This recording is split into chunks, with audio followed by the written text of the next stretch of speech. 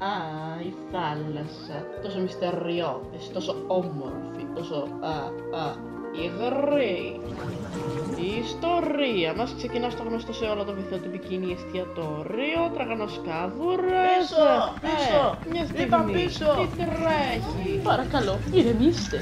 Έχουμε ένα πρόβλημα μέσα. Προτιμώ να μην το συζητήσω πριν έρθει ο διευθυντής. Δείτε, νάτος!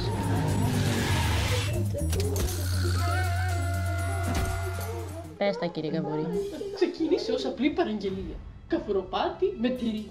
Όταν το δάκωσε ο πελάτης, δεν είχε τυρί! Συγκρατήσου, Eugene. Μπαίνω μέσα. Ηρέμησε, φίλε. Είμαι ο διευθυντής της επιχείρησης. Όλα θα πάνε μια χαρά. Φοβήθηκα πολύ, κύριε. Το ονοματάκι σου. Οικογένεια.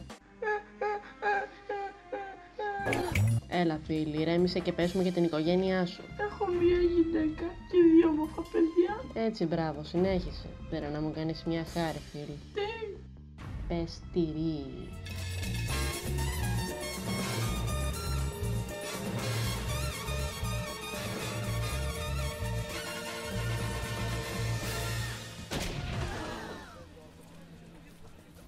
Τελείωσε.